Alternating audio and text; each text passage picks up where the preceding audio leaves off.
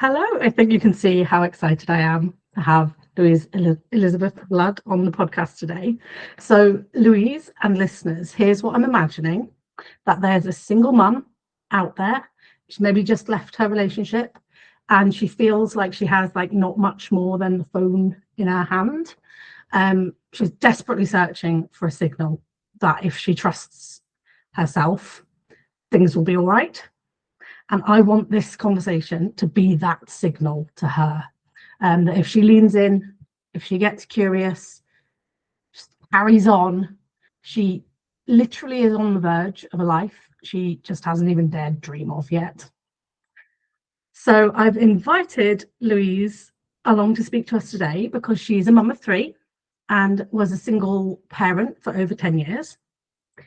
She's a confidence coach for women, and she knows the ups and downs of life and business and love, and she's really authentic about them. She loves to share her wisdom, knowledge, lessons gained from her experience. So when I asked Louise what she hoped this conversation, or who she hoped this conversation would help most, she said she hoped it would help women and mums who have big goals and dreams and know that they're meant for success. Women who are passionate, determined, ambitious, and want to make a difference to the world with their work.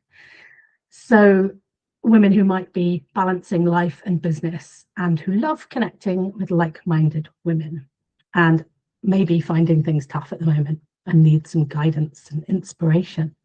So here we are showing up. I wonder, Louise, thank you first for coming to speak to us. And could you tell us a little bit about the beginning of your journey as a single mum, which was quite a long time ago now? It is. First, I want to say thank you for inviting me to your podcast. I absolutely love you. I love what you stand for. I love what you do. And I just love what you bring to the world in terms of the messages that you share and just the energy and the authenticity and the real talk. That's what I really appreciate with you, especially, is it's like, there's like let's just say it as it is, and that's what people really need. They really need that. So like when you invited me to this podcast to have obviously this conversation about single parenting, about the ups and downs, about, potentially giving someone that inspiration or some guidance or just something that just lands with them.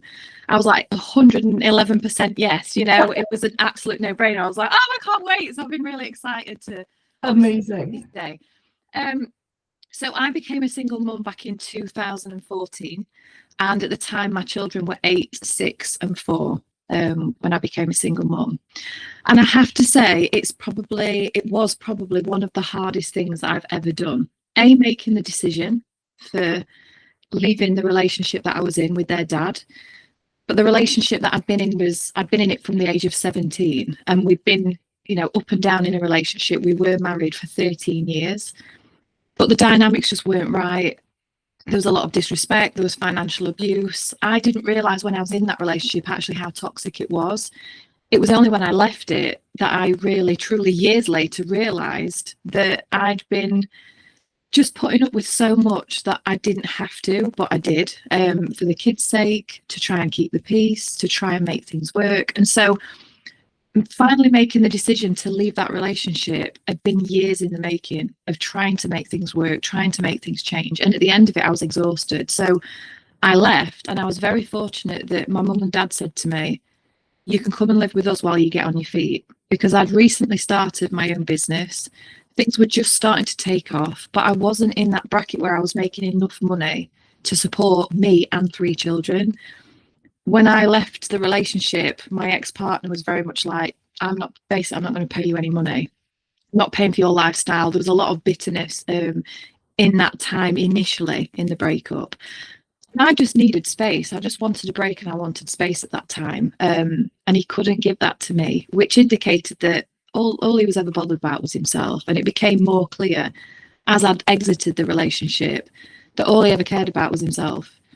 And it was really, I'd probably say it was a very difficult time in terms of emotions. They were very intense. And I experienced feelings of intense guilt for leaving, intense guilt for breaking the family up, intense guilt with the kids because they were so little. There was so much of that happening. And I think what really helped me at that time was being able to just speak to people honestly about how I actually felt, because for such a long time I'd kept so much to myself, and no one really outside of the family bubble knew how unhappy I was or how the relationship was actually going. You know, to the general person or friend, they were like, oh well, they're just a happy family, which is how it mostly happens with people, because we don't always share what's going on, you know, behind closed doors, the hard conversations, the difficult times. And so it was a massive shock to a lot of people when they learned that, you know, we'd separated. And I think for me at that time, it was just giving myself as much grace and compassion as possible, and also leaning on other people where I could, like friends offering to just make food or take the kids for an hour or two. I'd always felt guilty again for asking people for help. Or, you know, as a mum, I always thought it was my responsibility to look after my children. I think that's how I've been raised, you know, as a parent. That's my role, my responsibility.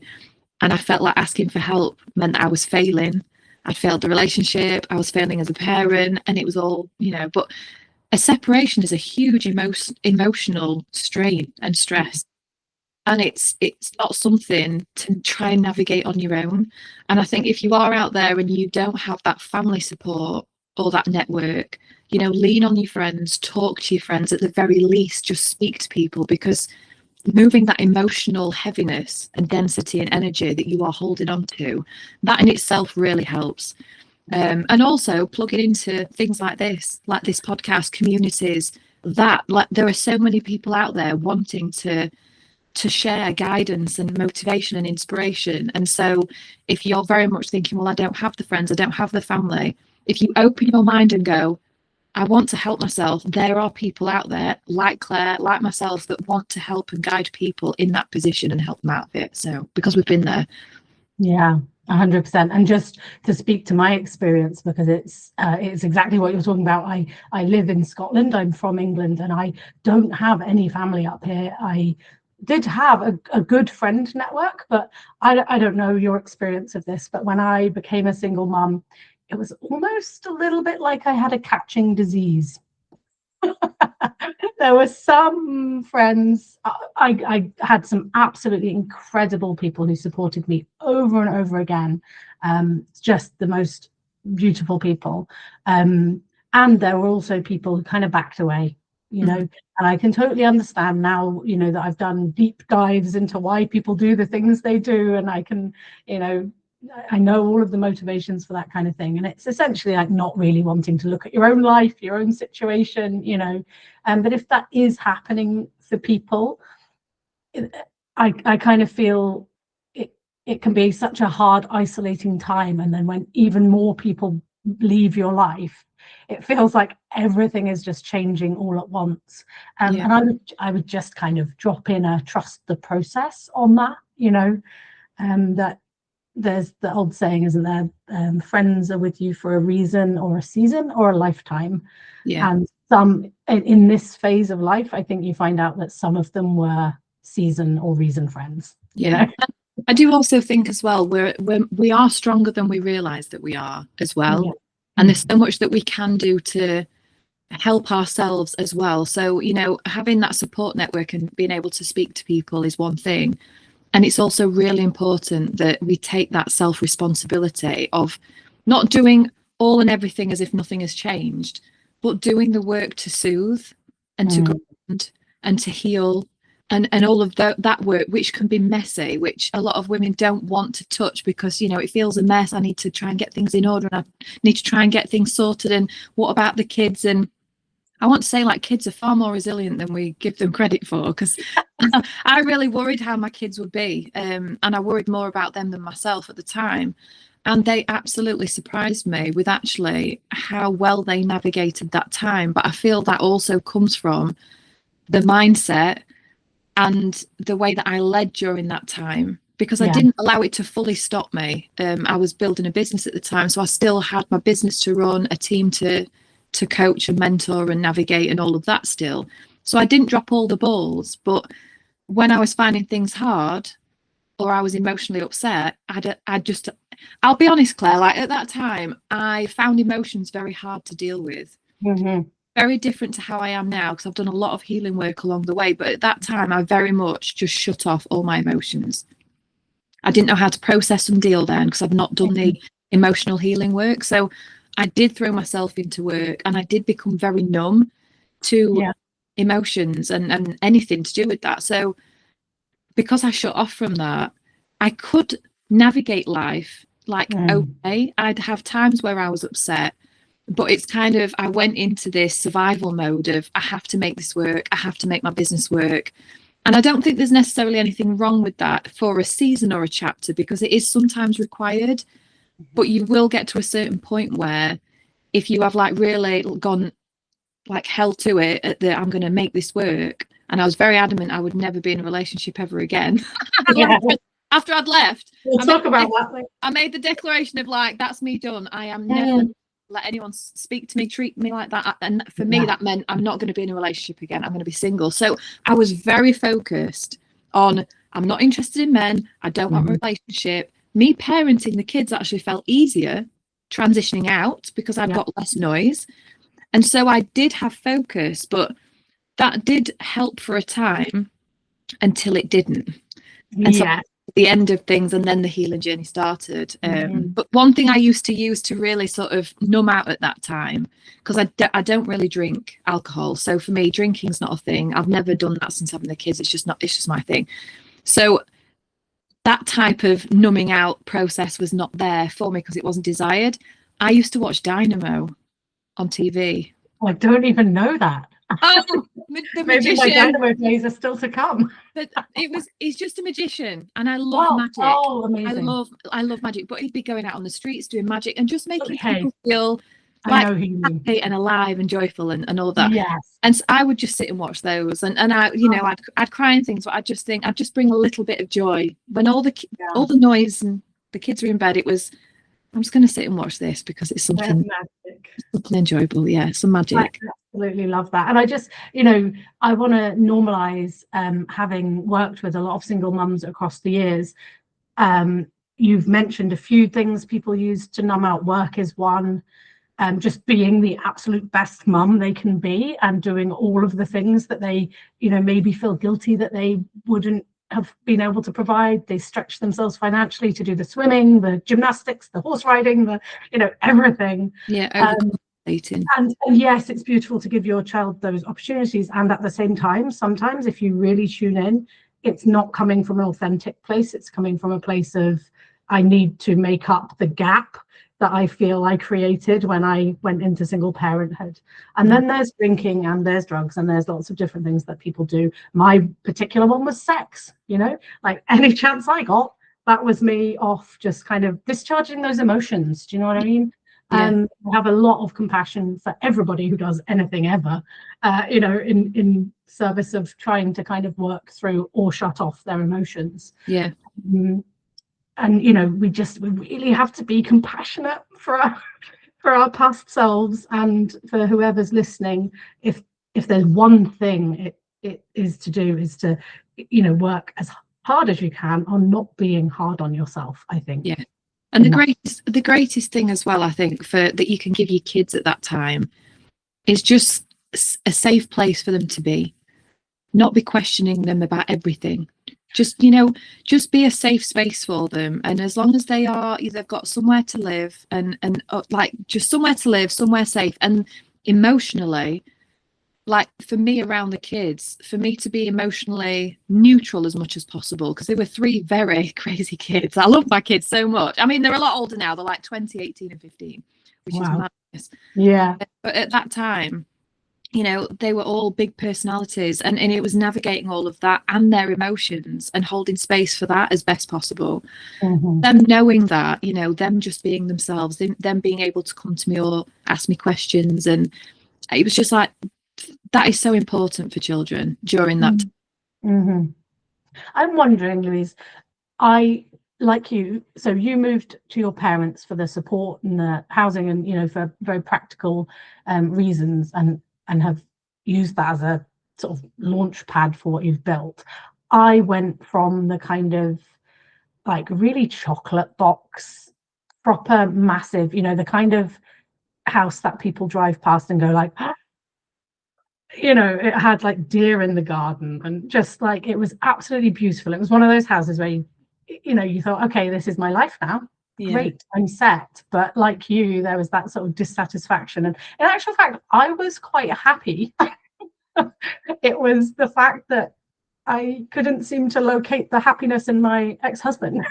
It's like, well, what's going on for you? Because like, we've got everything, you know, that we could possibly have wanted. 2 really healthy kids, chickens in the garden, you know, what is it you want that's not this, that's gonna like light you up? And I just think, you know, that was never gonna happen. So my main point here is I went from that to a littler house, you know, that I could afford on my own.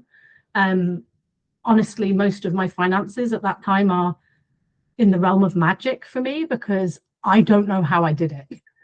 We never did. I still don't, but you know what I mean? If I had tried to make that all work on a spreadsheet, I don't think I could have, you know, but I ended up in this little number 11. Maybe that's why. It was such a little perfect house to spend the pandemic in, for sure, because it had a garden out front and back, and it was sort of on the verge of the countryside and stuff.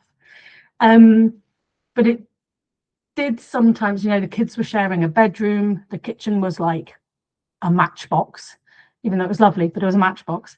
And I was very proud of myself at the same time as feeling this like fall from grace, you know. So I wonder, can you talk about, did you have that? Or, you know, it's interesting because the lead up to me leaving, when I had my first baby, so obviously Ella was 8 when we separated. The relationship had sort of been on off, you know, we were very young.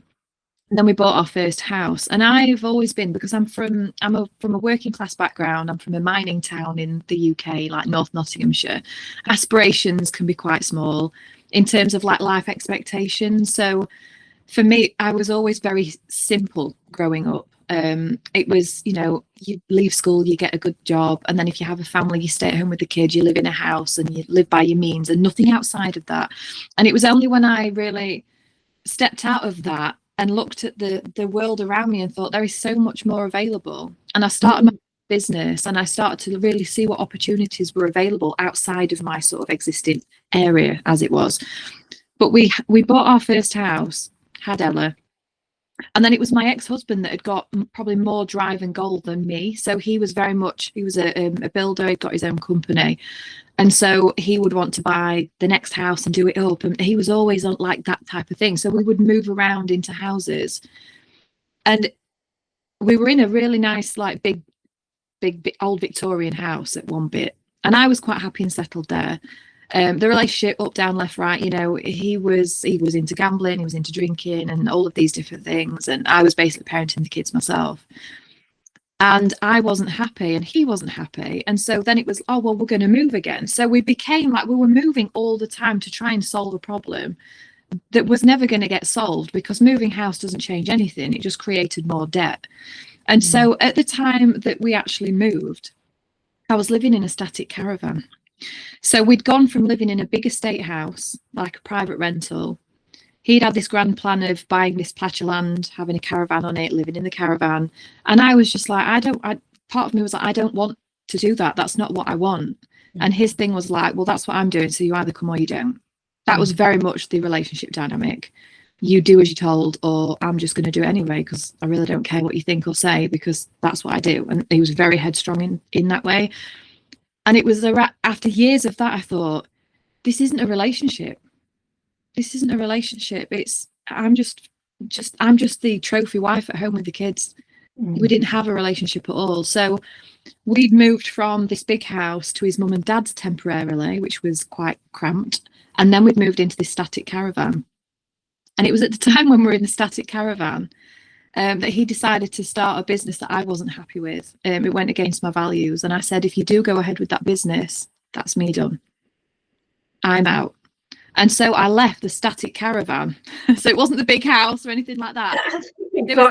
There was the dream, of Mm. the house What was was going to be going to be built, there? land. The kids loved it. They were running around in fields and all of that. But we were in a caravan at the time. Yeah.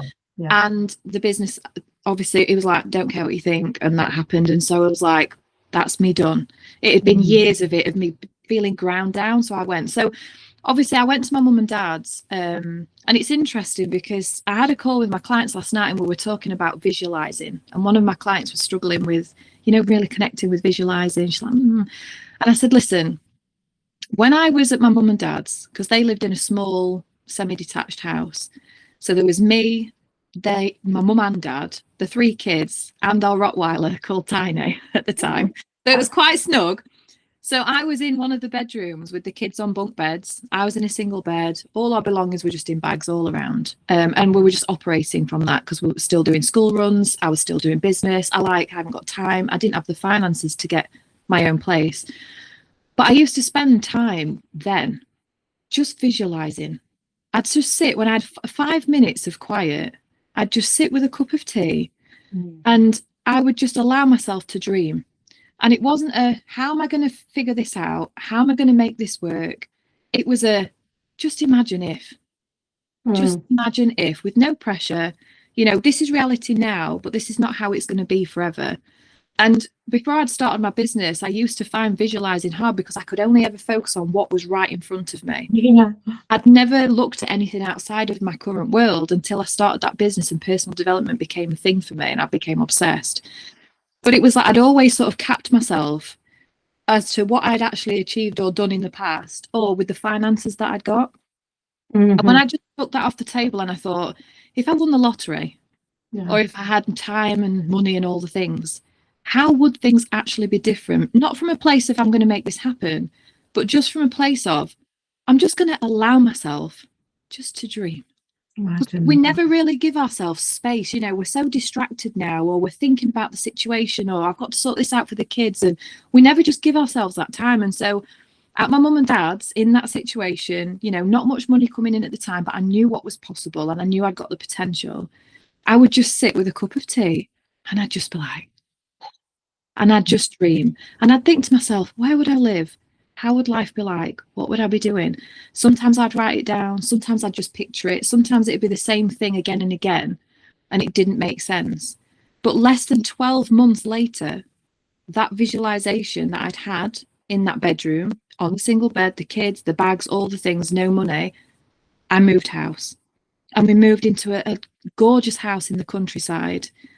And life completely changed. And that was from me having that vision and just having that it wasn't like, how am I going to make that happen? It was just imagine if, and getting excited about that and then doing things, then going out and taking the action, because why not? And then that led to my business growing, my income growing. I was earning then thousands a month, which made a huge difference as a single parent. For me, I was like, I'm financially sorted. And we were able to then move. And then I've moved several times now. Yeah. And I'm about to move house again. Are you? You're just growing into the vision again and again. Literally. And like you said, with your situation, if you'd have sat with a spreadsheet and tried to figure it out logically, you'd have gone, I can't do this. I can't make this work. You have to, I say anyway, in the sort of mindset that I live in the world that I live in, I'm like, you have to be a little bit delusional. You have to allow yourself to dream. You cannot listen to noise. It's like, what is it that you actually want? Because whatever it is, you can make it happen. And it all starts with self. All starts with self, like just the feelings that we want to feel, giving yourself that time and space to dream, not giving a hoo-ha how you're going to do it. Just imagine if. Just imagine if. A bit like Walt Disney, just imagine. I love Disney. I love Disney films. I love all the magic, obviously Dynamo and all of that. Yeah. And it's like what has opened up for me because of that. I could not have anticipated, I could not have made happen if I tried. Like if I'd have tried to manufacture it, I'd have gone to myself, there's absolutely no way me, as where I am right now with a few £100s a month coming in, business is really small, me and the kids, what am I going to do? If I focused just on that, I'd have made more of the same and life would have been hard. Life was hard and challenging and it also had the magic and the get up and go.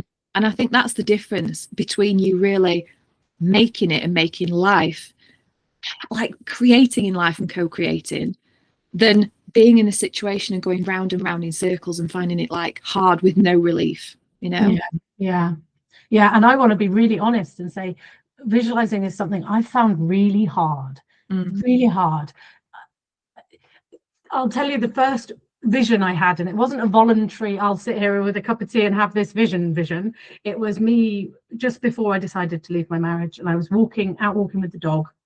And I swear I was in the middle of the road, a pretty dangerous corner. Probably should not have just been stopped, you know, with the dog on the lead. But I didn't really have a choice because this vision kind of arrived for me. Yeah. And it was like, okay, if I stay in this situation that I'm in right now, it was very metaphorical. It was like I could see myself with like all of these heavy, almost like those sort of wax coats, you know, like a barber jacket. And it was like one after the other after the other. It had to be like cloaks in the end to like fit over, and they were just getting drenched because it was just pouring down. And every time I put a new one on, I was like, this is not helping. I'm just like putting another layer on top. What am I doing? This is not going to work, you know? And then I sort of tuned in to something, and it was like I could feel a sort of pilot light in me. And that pilot light was dangerously close to like going out. Do you know what I mean? I was like, wow, that's pretty stark. I don't want that. I really don't want that. That's how it feels. That's really how it feels. You know, shit. I was like going to say, it's my podcast. Yeah. Drop the F-bomb, you're fine. And at that moment, it was like something in my psyche opened up, and it went, do you know what? If you get out of here now with the tiny little bit of energy you've got left and make a punt for it, you might just get to the horizon. And on that horizon, I could see it was like a sandy beach, sunny holiday. I was like, imagine I could have a foreign holiday if I don't stay in this marriage. I could. I really could. I think I have to do that. So like that first vision was it came for me. Do you know what I mean? Yeah. Like just bust me out of something. I wasn't very awake then, you know. Certainly wasn't conscious of my processes. I didn't have any feet in the personal development world, and that all kind of came quite quickly afterwards. But a lot of my work, Louise, like over the last few years, has been just like digging up some of that stuff. Like if I had built a dreamy life 4 or 5 years ago, it would have had very shaky foundations. You know what I mean? Yeah. I feel like I needed to strip that right back. And that's why I've sort of really gone into the, like, you know, although it's hypnotherapy and it's NLP coaching, but all around that and within it is trauma resolution, you know. Just like really repattern that stuff, really change how the mind is working so that we can then start to do some of the stuff you're talking about, visualize, you know, dream. Yes. Like what a beautiful thing to dream. Yeah. I say it is like taking your power back. And I think when you're in a really shitty situation and you're in that survival mode and, you know, you've had things happen and it's like you can't see the wood for the trees because it's just dark. And it's like, it used to sometimes piss me off when people would say, just be positive and just visualize and dream and what are your goals? And I'd be like, fuck off. I'm just in this here and I haven't got the capacity, and it would frustrate me. And so if you can start kind of being, I think, two camps with the whole like visualizing, you know, leaning on the air of optimism and positivity and things.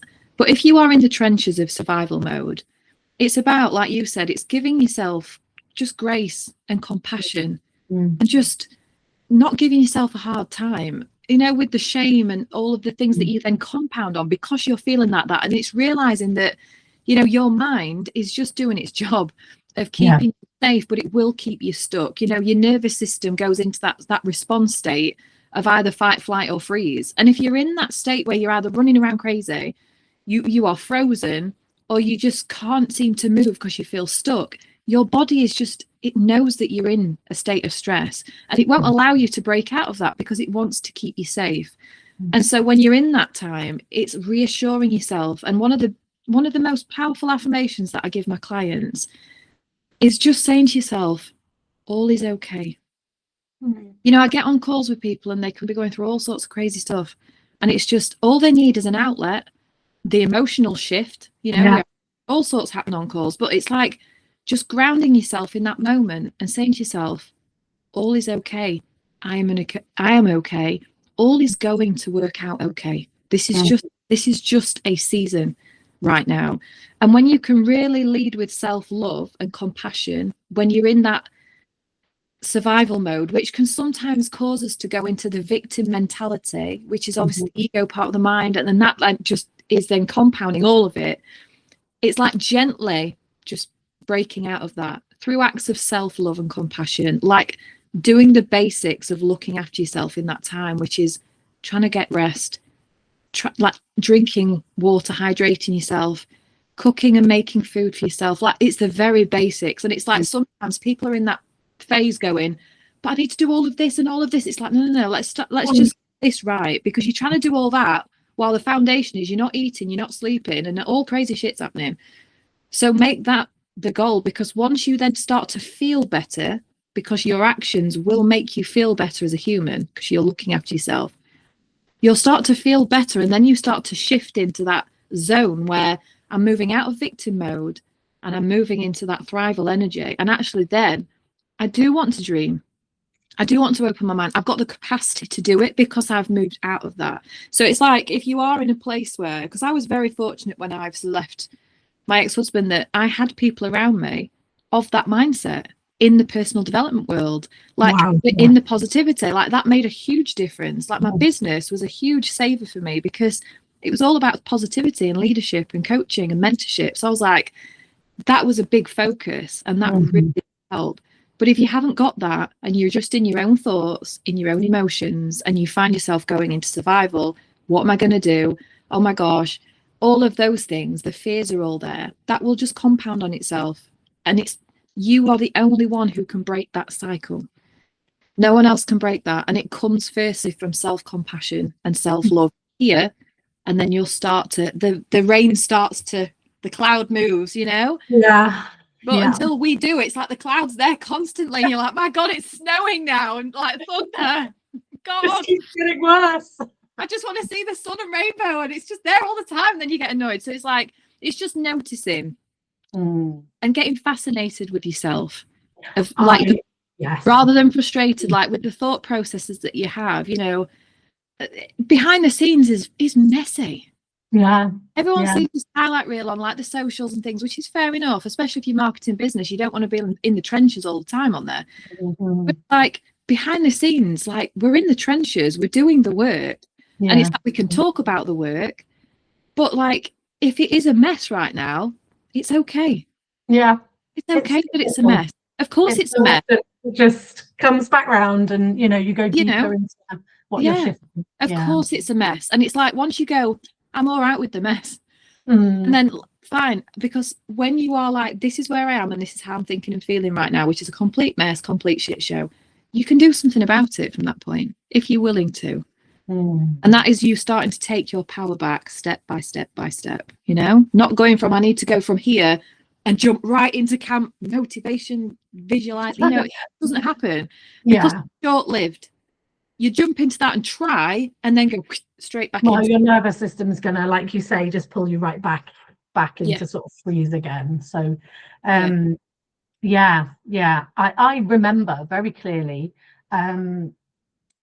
oh gosh, I don't know how many years ago it would have been, but listening to a podcast, and in that podcast this woman said, you know, things can't be that bad because you're listening to me presumably on like a device that you own to some degree, you know, which means you have internet access to some degree, which means you have the time some way, shape or form to listen to this.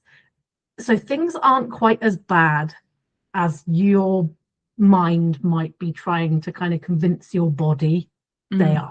Yeah. And I really like that. Like, that's come back to me a few times and been like, you know, I'm sitting in my car.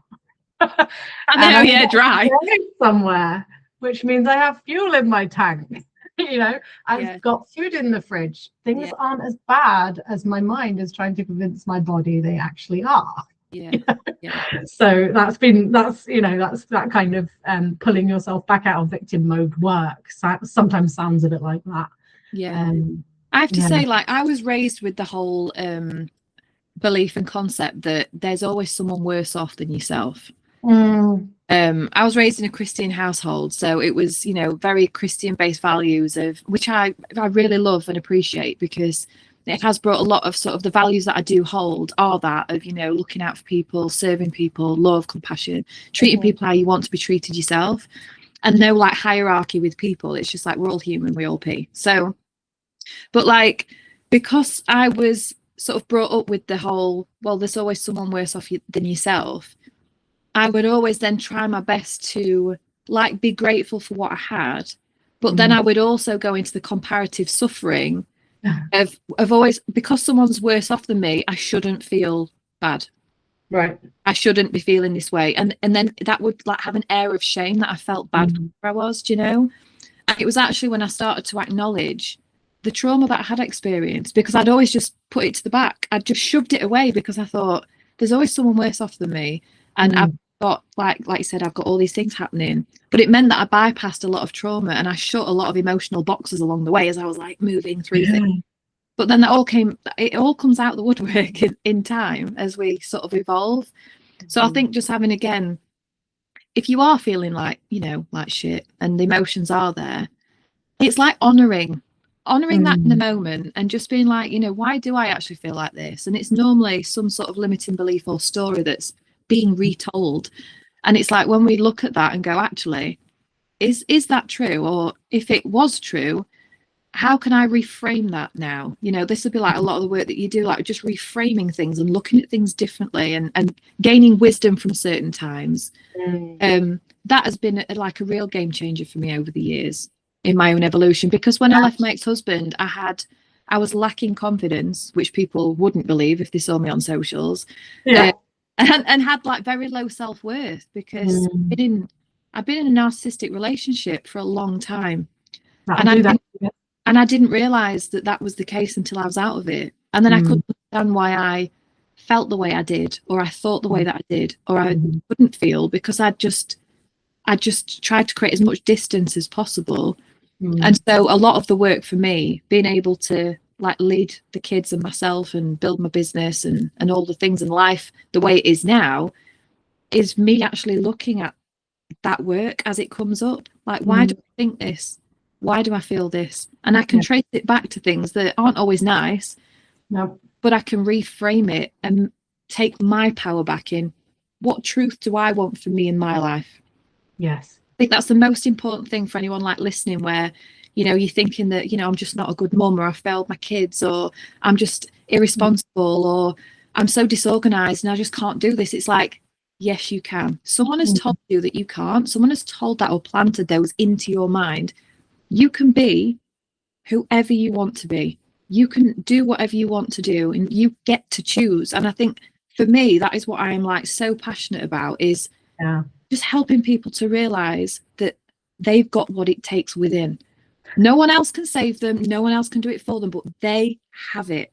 And it's like seeing someone get that, and just that spark is what like, it keeps me going on social media all the time. I'm just like, I'm obsessed with it, you know? Yeah, I gotta get out. So I'm guessing that you, like I can look at a woman, and no matter how kind of shut down, sort of repressed, you know, quiet she is, I can see the truth of who she really is. And like, I can literally see her in her vibrant self, like shining through that.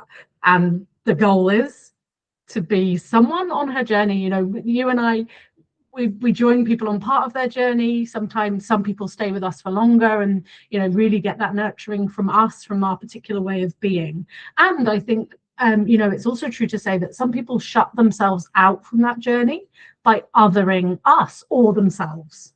You know, like you just said, they say to themselves, that's not, I can't be like that. That's not me. You know, I would never. And actually, it's like, we know she would.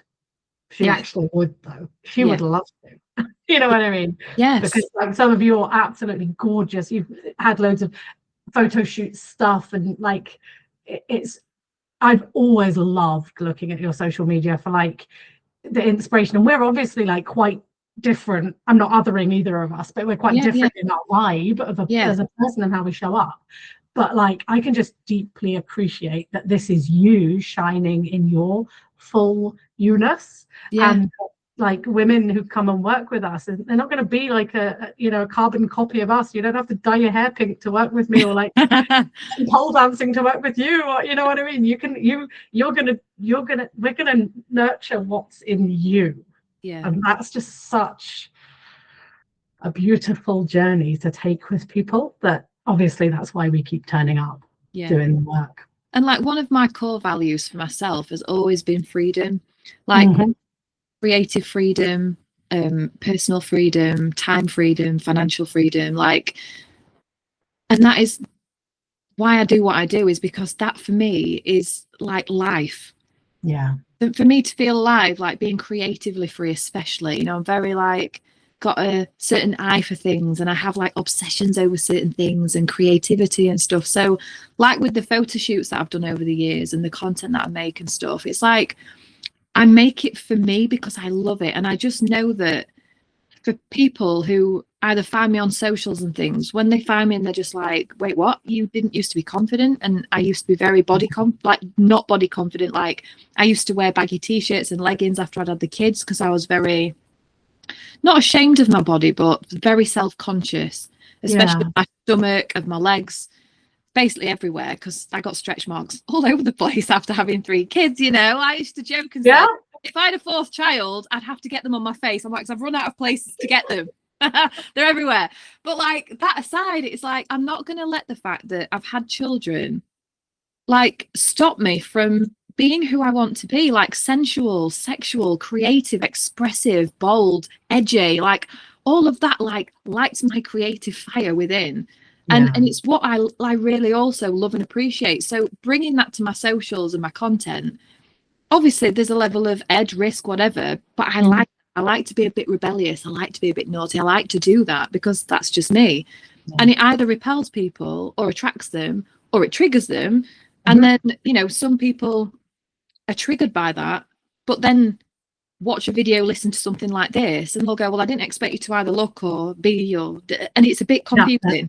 It's like people, you know, but I like that. I like that. Yeah. And drawing back from that, like, you know, that's at a very personal level for you and I, and what we might trigger in people. But like when we look at what we're actually operating within in terms of the patriarchy, it's like we're set up to, you know, look at other women and say, oh, too much, too bold, too much sex there, you know, too much on show, too much whatever. And actually that's just a way to keep us all small and quiet. And, you know, women like us rise our heads above the parapet to say, do you know what?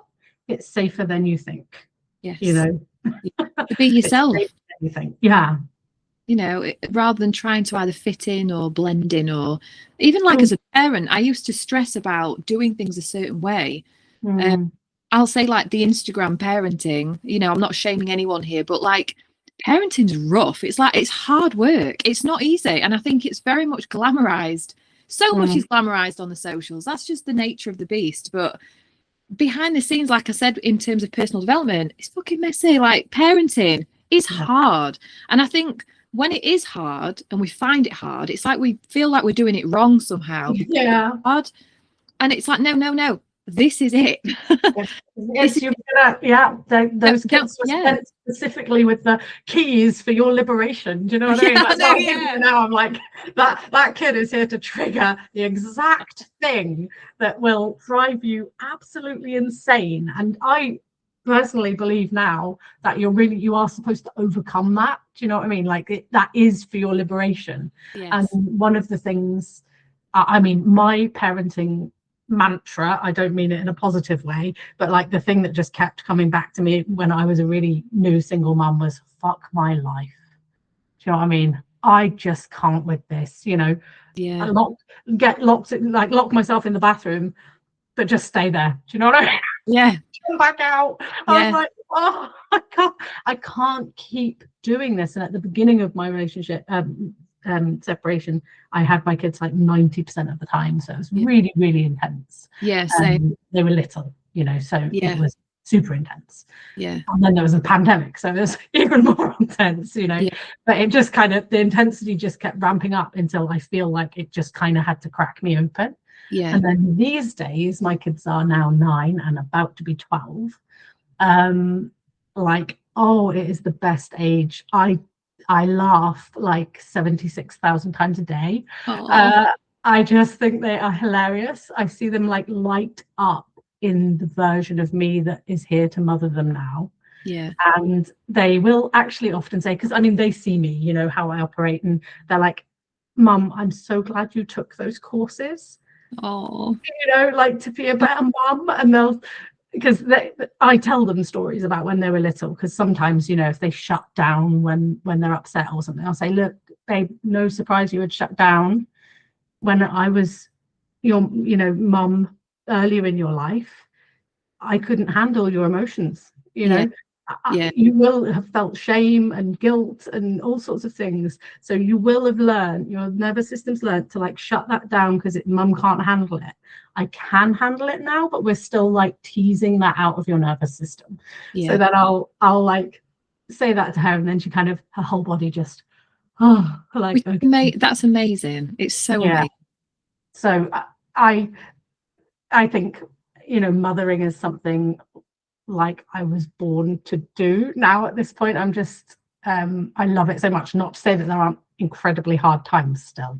Keep it real, but it's tipped like quite recently. The balance is tipped into like, give me all the parenting I want to do it. And then they'll get to teenagers, Claire, and you'll go FML again. We'll be having a call in a few years' time. You'll be like, Louise, you know all that stuff I said? I'm like, listen, it's all right. You have to have moments where you really love it and enjoy, and you know, it's just it's chapters, it's seasons. I love this about myself. I'm beautifully naive. It's good. It's great. I'm like, all the teenage parents say that. For me, it will be different. I think the thing is, I've always, like with my kids, because I've had like, I want to say we've always had good relationships. I've always had good relationships with my kids. It's not always been the easiest. My middle daughter, we probably have clashed the most. She's a big personality, a lot of emotion.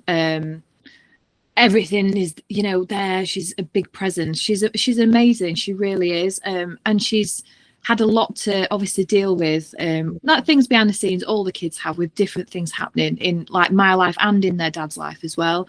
So they have had a lot to navigate. But I think one of the things, because I have conversations again with like clients or with family members or people, friends, where they're just like, oh my God, I'm my wit's end. We're just at loggerheads all the time. And as a parent, you just want to be, sometimes you just want to be right. You know, like when they're testing, they're pushing boundaries, your shoes on, you know, all of that. And I think being just knowing that and taking the role of the leader and realizing that, you know, this is how I see it anyway. It's not everyone's way, but like for me, I'm like, what do I want for my kids when they get older? And it's like, I want them to have good communication skills. I want them to have good emotional intelligence. I want them to be kind to other people. I want them to do their best. I want them to know that whatever it is that they want to do, that they're passionate about, they can do all of that. And I also want them to be resilient. And ultimately, at the baseline of it, I want them to be able to live okay with me not being around. Which sounds odd, like as a parent, because I know as a mother, it's just like, oh, my kids. But I'm like, giving my kids independence is something that's been really important to me as a single mum, because I'm like, if anything happens to me, not that I think about this all the time, but I'll like think about all the things. I want my kids to be okay. I don't want should anything happen to me, I don't want their world to fall apart. It would, but I want them to know that they've got this, whether I'm here or not. They don't actually need me. It's like I want to do this with them so that, you know, and I think through the teenage years, when we're giving them more responsibility, we're doing less for them. You're like, please, mum, will you do this? No, you're old enough to do this now yourself. And getting that pushback, you know, putting those sort of boundaries in place of, I'll trust you. And if the trust is then broken, then obviously we're going to have a conversation here, because I want to trust you in what you're saying. But then if there's deceit and all the things, so it's navigating all of that. And then also like having the backlash of, oh, you know, the rules and it's so unfair and my friends do this and their mums do that. And like my eldest daughter used to really, because she's obviously got a brother and a sister. And on the dad's side now, they've got like half siblings and step siblings and all the things. There's a lot of kids now. They would like say, like my eldest, especially when I say to her, you know, you can do that yourself. Even like booking a train ticket at 16 or whatever. Like you want to go to, you know, you're going to your dad's or your friends, you can get on the train. This is how you book a ticket. Stuff like that. And it's like, this is so not fair, because my friend's mum does everything for her. And getting that kickback as well. Yeah. And me being like, one day you will thank me for this. You know, I will do so much, but I'm not just going to do it out of obligation all the time. Because that is a resentful mum in the end. Oh, 100%. You know, it's like if I have the capacity, if I'm, you know, cooking a dinner, obviously, but the house, doing some washing, whatever. But also, I'm not going to have you take liberty, because I'm not here purely to do all the things for you. That's not my role here. I'm a woman at the heart of everything. And so I'm going to lead first and foremost as a woman, and then as a parent, and then as all the things after that, because I want to show you how it is to be a woman. And having daughters, what I will say is, especially as they go through teenage years and secondary school and all of that, is it can cause friction. I've experienced that, you know, and no teenager says their mum's cool.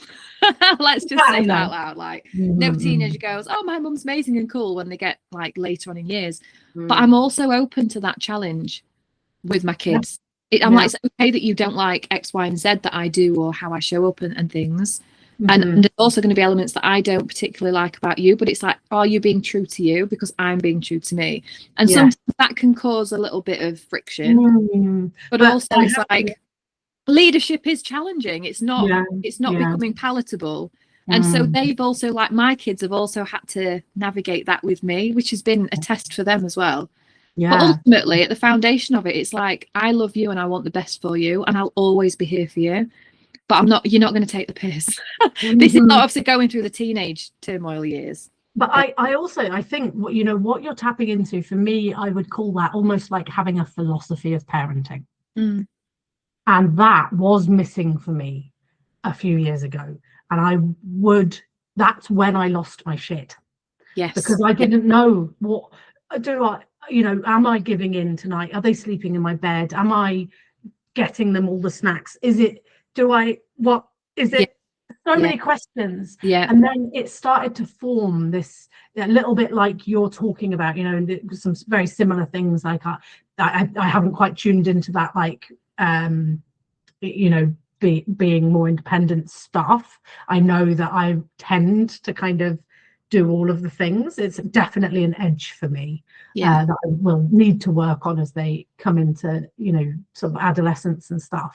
But that philosophy of parenting has stripped away, I would say, like 99% of the wavering this way and that I used to do, that I'm really sure was hard for their nervous systems, because they didn't know, how's mum going to show up today? Is she going to be liberal? Is she going to put her foot down? They don't like that. That's not good for kids, But it's hard when you're stretched way past your capacity. 100%. Then also be like, oh, what's my philosophy of parenting I'm going to follow? Like burn the book. You know what I mean? Definitely. But yeah, I find that super useful as I kind of move into more teenage years. At the moment, I'm mostly probably using humor. Like Chloe will roll her eyes at me and I'm like, well, that's my third roll today. I'm aiming for 10 in the day. Honestly, I've got 3 of the most sarcastic kids you'll ever meet. But they have great banter. Like if we go out now anywhere, like at family like do's or parties or anything, and both my girls. I mean, my son's very much in the Kevin and Perry stage of just grunting a lot of the time. So we always joke and say, good chat, because he's like, unless he wants something, and then he'll obviously have a conversation. He's a good lad, but he's a man of few words at the moment. But my girls, they're just they can be so much fun now to be around, and they can hold their own. I've always wanted them, like I said, to have that independence, but also I want them to be in a position where they trust themselves in terms of safety for themselves moving forward, making decisions for themselves moving forward. It's like, I don't ever want them to doubt themselves. I know obviously they will, because it's part of human nature. Just knowing that I can take them places, like with the family dues. I don't have to be watching, being around. It's like they are confident, they will speak to people, they will have a laugh, they will chat, they will ask questions. And it's like, it's lovely, Yeah, that's absolutely gorgeous. I'm working on it in my own way that's, authentic to me. And that looks like, at the moment, my daughter isn't going to school. She's, school refusing, they would call it. But actually for us, it just kind of feels like authentic learning how to learn herself at home. I'm seeing her blossom in so many different ways that I just knew, My eldest daughter didn't stop going to school in year 9. Did she? Because the environment just wasn't right for her. It was making it ill going in. Yeah, well, that's what's been happening, and I'm not prepared to do that for her. I can't go out there in the world and teach women about body wisdom, meanwhile force my daughter into an environment that she is very eloquently telling me is not suitable for her right now, and that doesn't mean forever. It doesn't have to mean forever. It might, but it doesn't have to, but for me, embodying that sort of sovereignty, she is not too young for that. She's 11. That needs to be coming online very strongly at this point, I would say, for the next phase of her life. So it's tricky. It is tough. I mean, I think secondary school is probably the hardest time for the kids, and as a parent, navigating it all with them, because you want the best for them, and it is a tough environment, I think, at the moment. And that doesn't just come from my own kids' experience of school. I mean, my son's fine at school, he just gets on with things. My daughter, they both went through school for the full 5 years, but my eldest daughter just didn't. And I mean, Lucy towards the end did find it quite tough in the GCSE time, but even staff like that I know that work at schools and teachers are just it is crazy. Difficult.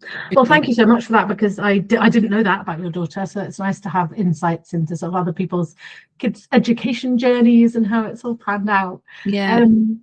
So I would love to know, I mean, I think it's going to be heaps, but what's one freedom that you've had as a single mum that you wouldn't have had if you were partnered before? I would say creative freedom. For me, creative freedom to be who I want to be without being shamed for it. When I was, and this is it's like part of the, I don't want to say problem, but it was me leaving that relationship because of what it was. And I was in it for a long time, from 17 to 30, I was in that relationship. And then I was on my own for a long time afterwards. I did meet someone about 4 or 5 years when I became a single mum, but never lived together permanently.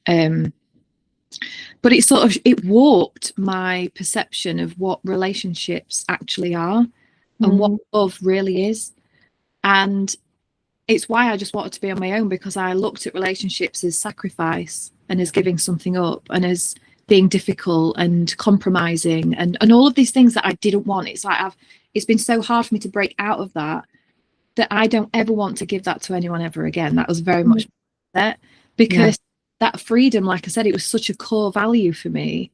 I had this freedom where I can make decisions. I get to choose, with the business, I get to express myself how I want. Obviously there was family and people on the internet and things that may have something to say, and that's absolutely fine. But in that intimate relationship environment, it was, well, I know that if I'm on my own and I'm single, I'm fine, because I've only got people to answer to. But that can be both a blessing and it can also be a curse as well. And I found that obviously a long time after leaving the kids' dad, of being on my own, I'd done a lot of work on myself. And the only one thing that I'd not really explored or even allowed my heart to open up to was relationships, because it didn't feel safe. Yeah. And it felt like compromise and sacrifice. And like, actually, is it that? You know, like when I said we challenge our truths, like, is it actually that? Because that was an experience with that human. It doesn't mean that it's going to be that, because I actually get to choose what I want. And again, it was when I realized that I get to choose how my relationship gets to be and feel, because I'm in my power. Yes. And so when I got clear on and I started to explore and open up to like the dynamics that I would want in a relationship, you know, I did enter into what I would say is a karmic relationship for probably 4 years. And it was like exercising all the things from that last relationship. It brought all the wounds to the surface, and a lot of healing took place in that relationship. But towards the end of that, the dynamics of that relationship just weren't right for what I wanted. Yeah. So it was hard to leave that relationship. Because like I said, a real core value for me is freedom, personal, creative, business, all the things like financial, all that is just the goal. That's the vibe. So for me now, I am in a relationship now. I've been in a really healthy, secure, beautiful relationship for it's just over a year now. And going into that relationship, I wasn't expecting to meet the person that I've met at that time, but it just so happened that I did. And he's like all the things that in a relationship I would want, you know. And it's all about, for me, it's about communication, emotional intelligence, how they handle conflict when things don't go quite right. Like it's been noticing how this person deals with this and how they speak, how they communicate, just who they are, their love language. And it took probably about 6 months of me being in that relationship to really go and settle into it.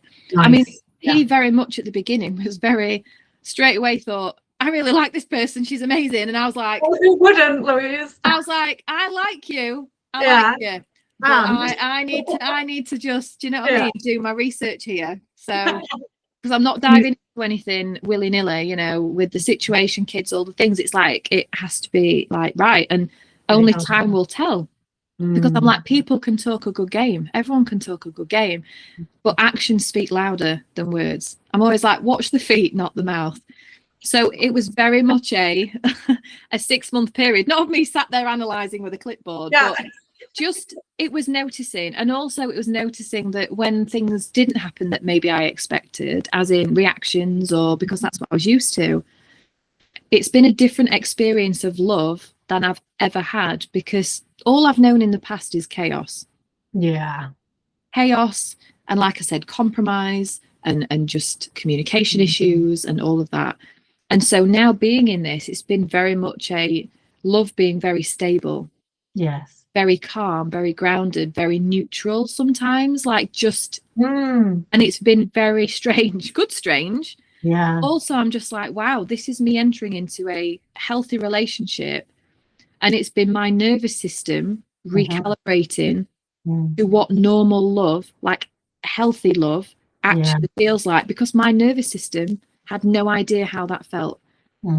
And so there's been moments in that first sort of 6 months where I've thought, I don't want to settle into this because it feels so alien, even though it's what I want. The subconscious and the nervous system's trying to freak out a little bit, and it's like, and it's just been that reassurance of, if I actually look at things for what they are, it's beautiful.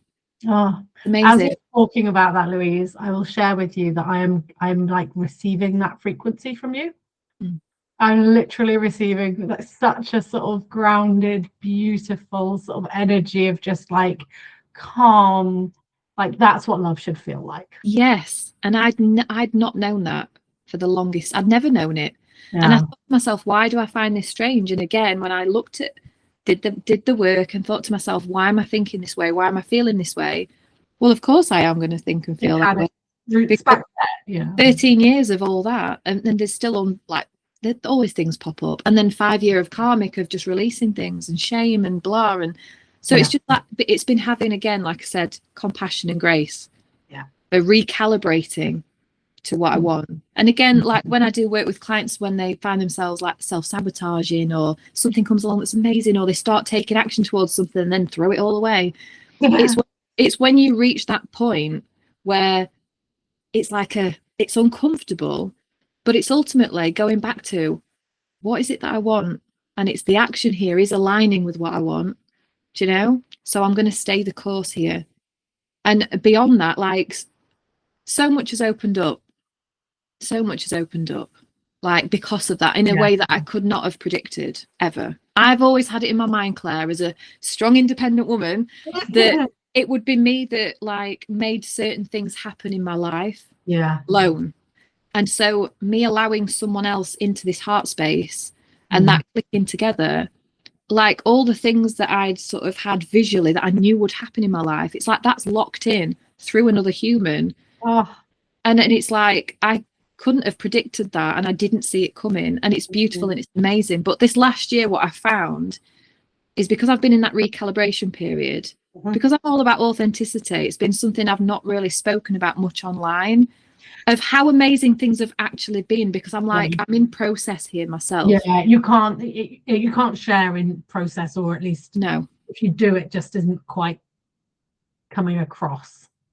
So I've given myself that time last year to be like just reflective. Obviously with my clients, you know, we have like Telegram, so they know all the tea, you know, we chat and stuff about everything, but in terms of on the socials for marketing purposes, or like just being open and honest about that part of my life, I've been somewhat reserved in that area, because I'm just like, this year is going to be completely different though, because it feels like I've done the work, and now it's like, you know, like with a Rubik's cube, you're like, and then it goes click, and you're like, oh my god, I can share about this. I feel the same in terms of my business, and it's been, when you talked a little while ago about making a decision about how you want it to be. Oh no, it wasn't. It was more like, it looked like that before, but it doesn't have to look like that. I get to decide. That's what you said. And I did that a couple of months ago in my business. I was like, wait a minute, I've been scared of all sorts of things just happening to me, you know. It's actually true that it's my business and I get to decide how it looks and feels, you know. Yes. And that has unlocked some stuff. It seems like similarly for the relationship thing for you, it's like you open up to something then, because I don't know, the universe says, aha, now she knows what she wants. So now she's like in the channel of what it is, you know. Yes. And just like phenomenal stuff happening in your love world, in my business world, and yes, we're here for it all, and we get to have it all as well. Yes. You know? And it's normally, it's not how we expect it's going to be, it's better. Like mind-blowingly better. That's my intro for this podcast. Maybe that's a really nice place to circle back to. You know, it probably won't look like you might think right now. No. The thing to do is to be open really to absolutely everything being so much better than you imagined, because, you know, as I think back to that phase of single motherhood, there's one thing about it, and that's you're free. You know, you're free from something that you weren't free from, and that means that's a realm of possibilities. And trust, I would say, trust your body. Like, don't get that. I can spend so much time in my head sometimes, and like, get out of your head, your body, as often as you can, whether that's through breath work. I mean, I'm obsessed with Cardi B. Like, if I want like some pumping up, I'm like, I've got Cardi B in the car on stereo. Like, I get to the gym. It's why I go to the gym. I love the gym, walking the dog, like doing some yoga. Movement is so much medicine. And I think if you're in a funky place, like even if you're thinking, oh my God, like I've just left my partner and I'm an emotional mess and I don't know what to do and my life's caving in, and it's great hearing about you guys and your journey and stuff, but what about me? It's do something for you today, movement wise, to connect in with your heart space and with your sacral, you know, your hips, your pelvis, like really connecting and grounding your body, because you will then know the next steps from that. That's the other thing, like inside of each person, they have the steps that they will take, and they might dilly-dally a bit, but it will happen. Yeah. And the I other would say, thing, I would say, well, like a glitter globe or a snow globe, you know, like when it's still, it's nice that it's still and looks beautiful, but then when you shake it up and it's like going, yay, like that, it's like, it's a little bit of that, you know, when you get the going on. Oh, I like that. I was also just going to say, one of my kind of maxims for myself has been, right, okay, if my mind isn't doing very helpful things for me right now, there are so many resources out there completely free for you to tap into, like podcasts, you know, yoga, all of the things that you've just mentioned, and so many more that you know, just borrow somebody else's mindset for a little while, and let that be a little inspirational upgrade to kind of pick you out of where you're in. 100%. Yeah, because we all get in the trenches, and me included. Like even now, I'll have days where I'm just like, I am in the trenches today, you know, and I'm so grateful that I'm able to turn to like my social media or to YouTube or whatever, knowing that there is someone out there in their light, shining it on the days when I'm feeling that darkness, you know? And it's like they're a beacon on that day. And so I'm very much a believer that when we're in our light, we shine it so that we show others the way, like when they are in darkness. And in the moments where we are here, those people are there shining. Do you know? And so it's like that's what the whole human experience is meant to be, is like you will go through moments of darkness, and in those times look for people who are shining their light and look into that light, allow that light to like shine onto you, and you will then find your own light within, and you will then, and I say this to my clients, I'm like, this is a ripple effect, and it becomes something of service, you being your best self to whatever capacity that is. Even if it's just having a shower and getting dressed, because we've all spent days in the jar and not eating. So it's like, even if it's just having a shower and getting dressed and having a conversation or whatever, that has a ripple effect more than you think. If you could just go in, I'm just going to do my best, and I'm just going to do my best, and I'm just going to do my best at whatever capacity that is. It's like, because it doesn't just serve me. It serves everyone around me, whether that's my children, my family, my friends, people who don't even know me. It serves me committing to my light and my power.